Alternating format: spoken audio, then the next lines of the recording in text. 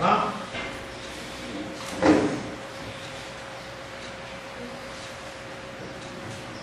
Quero saudar vocês com a paz do nosso Senhor Jesus Cristo. Amém. Seja bem-vinda, Raquelzinha. Raquelzinha, eu faço aconselhamento com ela. Ou melhor, ela faz aconselhamento comigo. E ela vem lá de Samambaia, né? Ela vai lá de Samambaia, veio de Samambaia. Hoje o papai e a mamãe dela permitiram. É um prazer ter você aqui. Amém? Volto sempre que possível. Tá? Nesse primeiro período nós estamos tratando sobre o tema de santidade e o subtítulo é O Combate. Nós temos falado já 2 domingos sobre esse combate, que é um combate que sinaliza o verdadeiro cristianismo. Nós achamos que esse cristianismo ele é um cristianismo de vitória, um cristianismo que não tem nada a acontecer, tudo água com açúcar, e a gente sabe que não é assim, não é verdade. Estava brincando com a Claudinha aqui, falei, sobreviveu? Está vivo. Tem as lutas, tem dificuldade, mas está vivo. Mas sinceramente. Está sobrevivendo, né? Tá? Nós vivemos combate, luta espiritual o tempo todo o tempo. De um lado, nós temos o cristianismo, o algodão doce. É bom o algodão doce, né? Bom, né? Bom o cristianismo, mas do outro lado nós temos o combate. É a luta ferrenha que uns, em certos momentos da vida, passam por lutas mais acirradas, outros no momento mais tranquilo, em que o Senhor dá um refrigério, mas todos nós passamos por lutas. Falamos na semana passada que esse cristianismo ele pode até, em certa medida, satisfazer o homem. Em algum momento você fica satisfeito. Ontem, a minha filha ela fez lá a prova de bolsa de estudo, muito legal. Prova de bolsa de estudo lá do Maxwell, e na sexta-feira eu estava brigando com ela para ela ir dormir. Ela não, deixa a situação mais um pouco.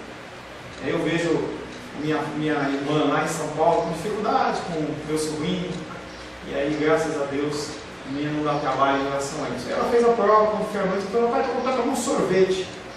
Aí eu levei ela lá no McDonald's lá, comprou aquele, como é que tempera lá de sundae, entendeu? Não, um sanduizinho normal. Aí ela tomou aquele sundae lá. E aí eu falei para ela assim, será que isso alimenta? Será que isso vai te satisfazer por muito tempo? Será que se você tiver uma alimentação baseada nessas coisas, como fica? E aí a gente vê toda uma população americana, não sei de porcentagem, mas chutando 40, 50, 60% do povo acima do peso, com problema, crianças de 10 anos de idade, problema de coição. Mais, né? Problemas de coição, problemas de diabetes, de triglicéridos, coisas que a gente que é da geração mais antiga, a gente começa a descobrir, entendeu? Com 30 anos, 40 anos, entendeu? Eu, graças a Deus, não tenho nada disso, tá? Graças a Deus, porque eu nunca me alimentei bem não, foi um negócio meio doido, mas a minha estrutura biológica me ajudou em relação a isso, tá? Mas esse tipo de alimentação de porcaria, ela pode até parecer que satisfaz, mas não satisfaz. Não satisfaz. Além disso, no âmbito espiritual, não se trata da religião fundada pelo Senhor Jesus Cristo, e nem o que os seus apóstolos que o sucederam pregaram. Por mais que seja lindo e maravilhoso as pessoas falarem do água com açúcar, algodão doce, vitória, eu vejo uma chave na tua mão. Gente, eu fico tão invocado com essas coisas, mas eu tenho que entender que as pessoas que estão escrevendo isso não são pessoas que têm conhecimento. Em que a pessoa posta no Facebook assim, hoje Deus ele vai te dar uma chave. E aí eu fico pensando se o cara está achando que Deus é dono da Papais ou da Pado, né, que vai dar chave para o cara, né? Mas as pessoas elas realmente acreditam que porque eu falo a coisa acontece, se eu amarro não acontece. E por muito tempo eu acreditei assim. Essa luta e esse combate é uma luta de você se dedicar ao estudo e conhecer mais, ou você deixar o barco correr. Solta o timão e deixa a correnteza levar. Não fomos chamados a uma tranquilidade religiosa ou uma segurança pessoal. Essa vida tranquila não é uma vida de um cristão. Por mais que o nosso corpo anseie, por mais que a nossa vontade seja sombra e água fresca, nós não estamos aqui nesse especial espiritualmente para esse tipo de propósito. E contra quem nós devemos combater? Nós falamos ainda na semana passada. E aí as pessoas acham que nós temos que levantar as bandeiras contra outros cristãos. Não, não é isso. Ah, se o irmão usa batina, se o irmão toma a ceia com hóstia ou é pão, se ele faz uma vez por semana, se ele faz uma vez por mês, a gente fica se preocupando com esses detalhes que não vai salvar ninguém e nem vai levar ninguém para o inferno. Na semana passada nós falamos um pouco sobre, por exemplo, o dia do sábado e falamos também sobre o véu, eu não vou repetir hoje. A luta principal do crente é contra o mundo, a carne e o diabo. E aí nós começamos a falar sobre isso e citamos que todas as vitórias que nós possamos ter, que não seja contra a nossa carne, contra o mundo e contra o diabo, ele é nada, não acrescenta absolutamente nada, simplesmente vai tirar de você energia, vai gerar você como uma pessoa indesejável no meio, porque você não está agindo segundo a palavra, e sim agindo conforme o seu coração. Se você acredita que comer carne de porco faz mal ou não, se você é vegetariano ou não são coisas que vai te levar para o céu ou não. Então são temas que não vale a pena muitas vezes ser discutido, a menos que seja algo muito tranquilo. Tem um pastor amigo meu, que é o pastor Marcelo, que cuida lá do projeto da favela, que às 11 horas algumas pessoas vão lá, e ele é vegetariano, tomou essa decisão. Ele montou o conhecimento dele bíblico lá e achou que eu vou arranjar discussão com ele a respeito de que se ele gosta de comer carne ou não. Não, deixa ele tranquilo, vamos continuar caminhando nas coisas que nós somos coincidentes, e as divergências que não são contra a palavra, vamos deixar em paz.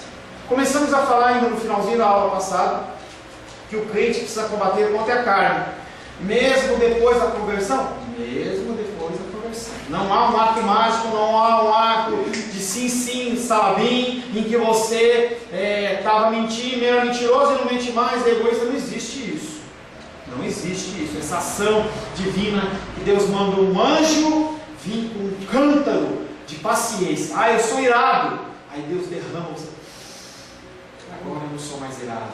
Podem acontecer situações sobrenaturais nesse aspecto? Podem, mas não é a regra. A regra é, nós vamos ser levados durante toda a nossa vida a combater esse pecado que tem dentro do nosso coração, através de situações que o Senhor vai permitir numa medida em que você não sucumba, não caia, mas que você consiga lidar. As tentações elas vêm, as provações vêm, mas no ponto de você conseguir lidar, para que você aprenda e passe para um outro nível e um outro patamar.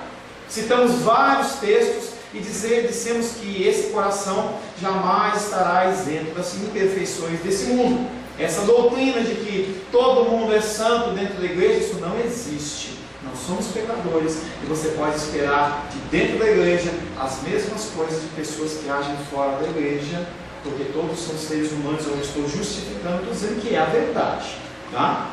Segundo, na aula passada, os últimos 5 minutos da aula, nós falamos que nós como cristãos precisamos combater contra o mundo. Falamos que a sutil influência desse poderoso inimigo deve sofrer resistência diária. Internet, WhatsApp, Facebook, conversas, televisão, tudo o que nós estamos vivendo dentro do nosso conceito de sociedade são coisas que querem minar a nossa fé e levar-nos a serem mais condescendentes com coisas em relação à palavra de Deus. As que não são, deixa rolar. Por um tempo da minha vida, não posso ouvir nenhuma música que não seja gospel. E aí eu peguei toda a minha coleção de CDs que eu gostava, de rock, de música pop e não sei o que, e vendi, quebrei, dei. E eu olhava, você está ouvindo isso? Você está ouvindo aquilo? Será que isso é? Entendendo que a gente tem que saber separar, claro, né? Tem músicas que fazem apologia clara ao satanismo, à morte, não é esse tipo que eu estou falando. Mas, por exemplo, qual o problema de você ouvir um jazz?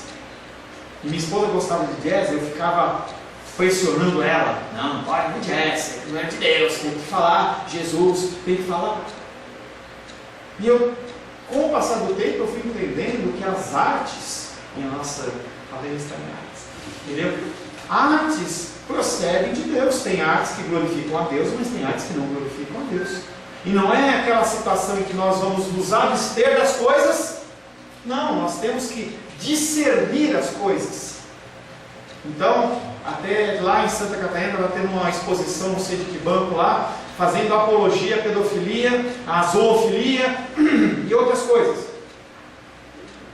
Você olha para uma coisa daquela, não é bom, não levo meu filho, não indico.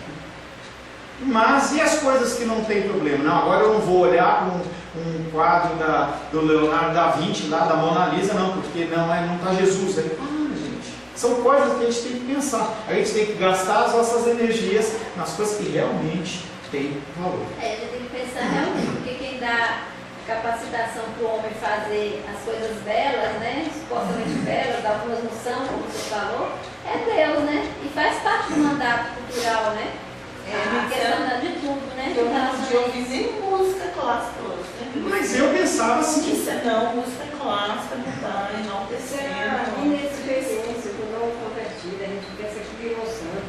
Aí depois você vai descobrindo que não é. Deveria, vocês. Infelizmente, as pessoas elas continuam com 30, 40 anos de cristianismo pensando do mesmo jeito.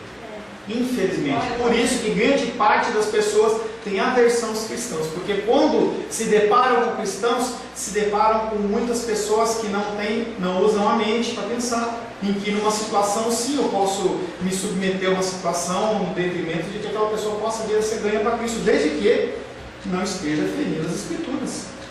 Olha, pastor, como o senhor estava falando, eu ouvo isso fora, mas quando o senhor ouve uma música daquelas que o senhor gostar, o seu coraçãozinho fica leve, bate forte. Não tem jeito, isso está na gente, a nossa época passou, mas a gente guarda isso, fica dentro de você. Eu vi anteontem, desculpa aí atrapalhar um pouquinho, um conjunto tocando violino. Gente, eu chorei. É lindo, gente. Uma arte, gente. Era maravilhoso. Eu nunca vi coisa mais perfeita. Eu falei, isso aí só pode ser dom de Deus. Isso eu ainda não podia mais ouvir. Pois é. E a terceira, começando a aula de hoje, a terceiro ponto é: o crente precisa combater o diabo. É o cão, o bodão, o caramunhão, o chifrudo. Antes eu pensava que se eu falasse isso, depois eu tinha que fazer um descarrego, né? Porque eu falava, ele ouvia, ele vinha correndo. Aí eu tinha que passar óleo na igreja, tinha que passar óleo na minha boca e tal. O crente precisa combater o diabo. Ele existe, gente. Não é uma historinha, não é uma invenção, não tem nada a ver com o Hades da cultura grega, não tem nada a ver com... Não, ele é real. E apesar do texto lá que fala sobre matar, roubar e destruir, está naquele texto falando sobre pastores que destroem, roubam, ele tem esse desejo maravilhoso dentro do pensamento dele de destruir o que ele puder, porque ele já está com uma decisão sobre a vida dele, e ele sabe disso. Eu lembro de uma passagem dos evangelhos em que Jesus Cristo, aquela dos porcos lá, em que Jesus Cristo está chegando, e aí o cara lá fala assim: o que é? Você já veio antes do tempo? Ele sabe, ele sabe. Então, é o sentimento humano vezes 1000, 1 milhão, que eu não vou para o céu, eu não vou ficar bem na eternidade, eu quero destruir o que eu puder. Mas, o nosso Deus é soberano, ele controla. Esse antigo adversário da humanidade não está morto, ele está vivo. E é uma coisa que eu não brinco, mas eu falo. Quando as pessoas pensam em Satanás, eles esquecem que tem a figura da Trindade, Deus Pai, Deus Filho e Deus Espírito Santo. Em relação a poderio, é ele. Delegado, constituído, permitido, mas não tem uma entidade abaixo de Deus Pai, Deus Filho e Deus Espírito Santo que tenha poder de destruição como a figura de Satanás. E aí as igrejas tripudinham: não, ele está debaixo dos meus pés, é só a 44, eu piso nele, vai nessa. Entendeu? Nós temos que combater. Desde a queda de Adão e Eva, ele tem andado a passear pela terra. Ele está relegado à terra. Apesar de ser o príncipe da potestade do ar, o domínio dele não é lá em Marte, que não tem ninguém, não é na Lua, não é em Saturno. Ele quer exercer o poder dele aqui. Em Mateus capítulo 4, ele olha para Jesus e fala assim: está vendo todos os reinos da terra? Se você for prostrado e me adorar, eu te dou essa autoridade para você. Desde a queda de Adão e Eva, ele tem andado a passear pela terra, esforçando-se por obter a sua grande finalidade, a ruína dos seres humanos. 4 textos. Edilene, 1 Pedro 5,8. Você está comigo, Raquel? João 8,44. Glenda, Lucas 22,31. 22,31. Ravena, Efésios 6,11, por gentileza. Só um minutinho, tá? 1 Pedro 5,8, só começa quando eu falar, tá? 1 Pedro 5,8, João 8,44, Lucas 22,31 e Efésios 6,11.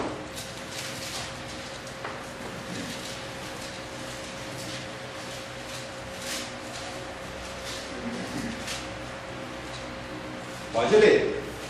Sede sóbrios e vigilantes.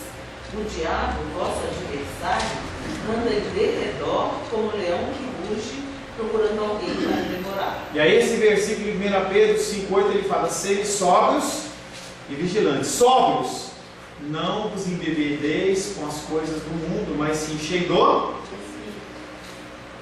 vigilantes, um olho aberto, dormindo e o outro fechado, que era algo que Neemias fazia.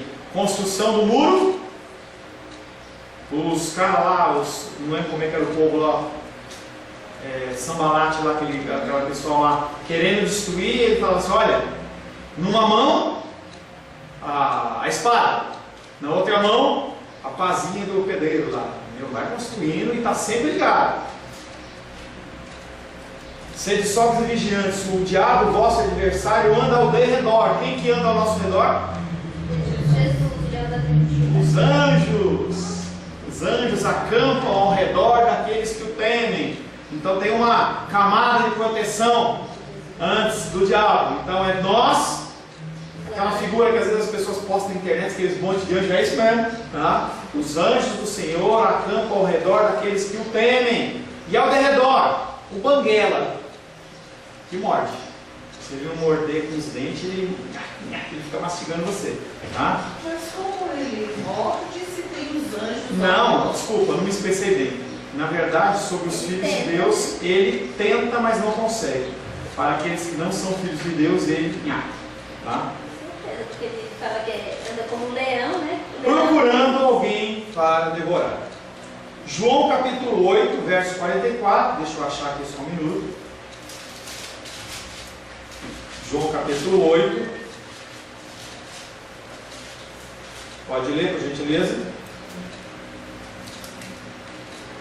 Quem que é? Raquel. João 8, 44.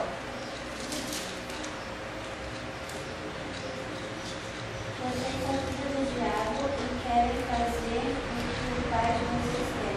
Desde a criação do mundo, ele cresce assim e nunca esteve do lado da verdade, porque nele não existe verdade. Quando o diabo mente, está apenas fazendo o que é de seu costume, pois é mentiroso e é o pai de todas as mentiras. Jesus está num debate que nós estamos trabalhando em João 8 à noite. Debate com fariseus, com os escribas, e os caras falam: nós somos filhos de Abraão. E aí Jesus fala assim: não é bem assim não, hein? Se você diz que é filho de Abraão e você não vive como filho de Abraão, na verdade você é são do diabo. Não tem outra paternidade a não ser de Deus ou do diabo, não tem como. E aí ele fala sobre mentira e algumas características. Lucas, capítulo 22, verso 31. Por favor. Simão, Simão, eis que Satanás vos reclamou para vos peneirar como trigo. Pedro está achando que está por cima da carne seca e diz: não, Jesus, eu vou a qualquer lugar, eu morro contigo. O senhor está falando que vai morrer agora, pois eu vou junto. Pedro, você não está sabendo de nada. Satanás está morrendo de vontade de te pegar, mas eu intercedi perante o Pai para que isso não acontecesse. Efésios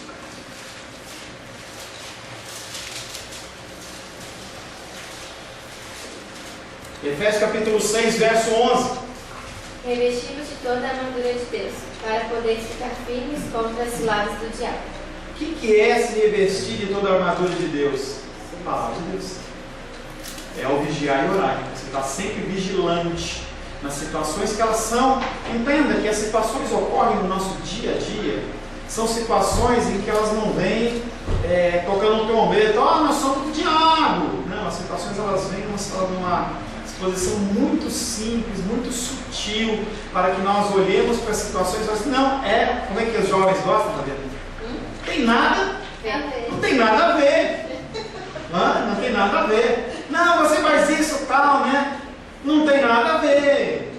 Lá no Rio Grande do Sul o pessoal cantava um hino que eles falavam que o diabo vinha com um sapatinho de algodão, né? Sapatinho de película, mansinho. As pessoas elas pensam, eu estou vendo uma série com a Rosângela sobre pessoas que têm tendências, não é suicidas não, de assassinato em série. Serial killer, obrigado. E aí as pessoas elas ficam analisando as motivações. E aí quando os policiais eles chegam numa delegacia, não, o cara matou isso, e fez isso com a moça, e fez não sei o que outro, os caras falam assim, negro, latino. Aí o cara fala, não, é branco, 30, 40 anos, oxe, como é que é isso? A gente cria na nossa mente que se você como mulher fosse violentada por alguém, vai ter que ser um negão, entendeu? Com cara de banguela, aquele bafo de pinga. Não é assim que funciona. Não é assim. Satanás, como a Claudinha falou, ele vem numa situação em que você fique confortável. Por isso que lá nos evangélicos fala daqueles pastores que vêm para matar, roubar e destruir. Essa semana eu estava com o irmão Paulo lá no Gama, lá vendo a construção da igrejinha lá, e ele estava contando para mim que um pastor foi conversar com ele, descascando, falando mal. Ele falou, meu irmão, desculpa, mas você está errado, cara. Você tem que se converter, você tem que se arrepender. Porque você fala isso, você está preocupado com o teu bem-estar, não com as ovelhas. E esse texto de matar, roubar e destruir, vem dando pancada. Vem dando pancada exatamente naqueles que se acham os mega super ungidos de Deus, que não são coisa nenhuma. Alguns talvez opinem que essas declarações que nós fizemos na semana passada e hoje, e que todas as outras, são exageradas, porque não tem nada a ver, tem tudo a ver, porque está falando da minha saúde e da sua saúde, da minha vida e da sua vida. É como, por exemplo, o consumo de açúcar, como o consumo de sal, como o consumo de álcool. Você, no momento, você acha que não faz nenhuma diferença, mas deixa passando os anos. Você vai ver que aquilo ali vai gerar no teu organismo destruição física. E por que você acha que o lado espiritual é diferente? Eu aceitei Jesus e eu vivo uma vidinha aqui de água com açúcar, vou na igreja e está tudo bem, não coloco nada em prática, porque afinal de contas eu sou ovelhinha. Não tem nada a ver com pastor, também com o consumo das drogas lícitas, né? Remédios que as pessoas tomam sem serem receitados, né? Tudo. Comer em excesso faz mal. Beber em excesso faz mal. Tudo que você faz em excesso faz mal. Se você vir uma pessoa religiosamente extremista, não dentro dos princípios cristãos, mas dentro do que você acha, não é bom também. Pessoas têm os seus lares destruídos, e eu estou acompanhando meio de longe a vida de um pastor que era conhecido mesmo de alguns tempos atrás, em que ele era uma pessoa que pregava, ia para isso, ia para a favela, e ia lá para o metrô, e fazia culto. A esposa falou assim, quer dizer que, e eu aqui? Tchau, ele embora. Mulher, não, queridos, nós temos que entender que as coisas de Deus elas são balanceadas. Mesmo a leitura da palavra tem que ser uma coisa balanceada, em que a minha esposa está precisando que eu vá lá comprar um cadeado, uma porta. Não, agora eu não vou porque eu estou lendo a palavra, eu fico só lendo a palavra. Eu estou deixando de cumprir o meu ministério junto com a minha esposa, junto com a minha filha. E a gente tem que saber que as coisas elas são balanceadas. Por isso que Deus deu para a gente 24 horas por dia. Ele não exige que você fique na presença dele 24 horas por dia. Mesmo aquela passagem de Marta e Maria, você pode ter certeza que uma hora alguém teve que fazer alguma coisa, senão os caras iam morrer de fome. Então tem tempo para todas as coisas. Eclesiastes fala isso. tem o seu tempo devocional, tem o seu tempo de oração, tem o seu tempo de vir para a igreja, mas tem o seu tempo de lazer, vai passear com a sua família, senta perante a televisão, vai ver um filme, vai ler um livro, alguma coisa que você tenha prazer no sentido de social. Se você é uma pessoa que gosta de jogar futebol, vá jogar seu futebol, se é um videogame, vá jogar, mas também essas atividades elas não podem suplantar todas as outras. Problema de um homem casado e jogar futebol, não tem. Mas tem que ser toda semana, tem que ser todo dia, tem que ser das 4 da manhã, das 4 da tarde até as 11 da noite. Excessos. A gente tem que usar a nossa mente para trabalhar esses excessos. Pastor, a questão também é porque as pessoas, elas pensam que práticas espirituais só é você ler a palavra, você está de domingo a domingo na igreja. Não, a nossa vida toda, nós somos seres espirituais. Então a nossa vida toda é para glorificar a Deus. E tudo, como você falou, tudo que você fizer, que vá estar junto com sua família, com as pessoas, o seu trabalho, tudo você está fazendo para o Senhor. Então não tem esse negócio, né, de diferenciar a vida espiritual se é aquela que você está na igreja. Não, a nossa vida toda E isso é uma coisa que as igrejas de hoje implantam. Em que tem que vir na igreja segunda, terça, quarta, quinta, sexta, sábado, domingo, de manhã, de tarde, de noite. E a pessoa fica, se Jesus Cristo voltar e você não estiver na igreja, ficou, infelizmente. Não existe esse conceito. Esse era o conceito que havia no Antigo Testamento, em que as pessoas elas viviam debaixo de jugo. Jugo é aquela canga que vem no pescoço do boi, do cavalo, dos bois, do bicho, para ele ficar assim, ó. Não. Evangelho é liberdade. Nós usamos a nossa mente, nós raciocinamos, nós pensamos, nós decidimos a partir da palavra. Nós erramos, o Senhor nos constrange, a gente se corrige, e isso é o crescimento espiritual. Pastor, uma pergunta, que agora tem curioso. É aquele povo que vive debaixo de jugo, é o povo de Deus? Parte deles, sim, os fariseus, eles queriam implantar o contexto de que tudo pela lei. Então, se as pessoas elas não cumprissem 100% das atividades da lei, elas estavam perdidas e elas deixavam de exercer a misericórdia. Como a gente vê no Evangelho de João, capítulo 3, se não me engano. Então, o que acontece? A pessoa foi curada de 35 anos de paralisia, e aqueles homens falam assim: por que você está carregando o seu leito no dia do sábado? Em vez de eles olharem para glorificar o Senhor pelo milagre que tinha ocorrido, eles estão olhando para o cumprimento da lei, porque o que acontecia? Acontecendo aquilo, eles perdiam a autoridade deles, porque se não fizer isso, se não fizer aquilo outro, se não comer isso, se comer aquilo outro, vocês estão debaixo de uma maldição. Então, o peso da lei que vinha para mostrar para nós os nossos erros e as nossas falhas, eles estavam sendo usados para quê? Para oprimir o povo. E aí você não pode fazer absolutamente nada. Você está com o cabelo preso? Não, não é de Deus, tem que soltar o cabelo. Mas está calor, pastor? Não.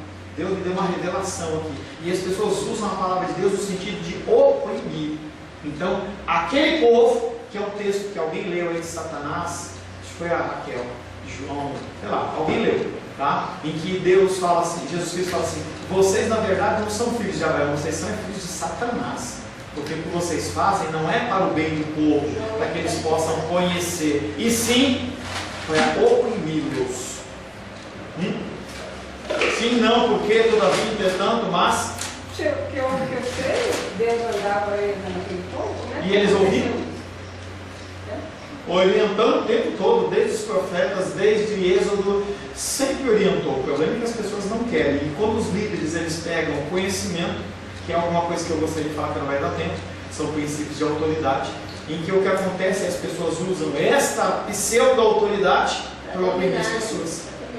Para oprimir as pessoas. Essa opressão, ela não vem de Deus.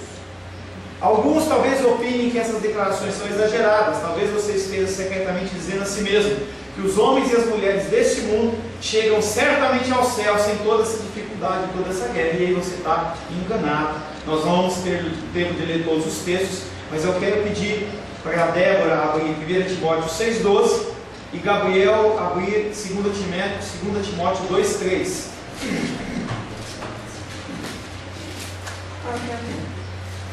1 Timóteo, oi? 1 Timóteo, capítulo 6, 12.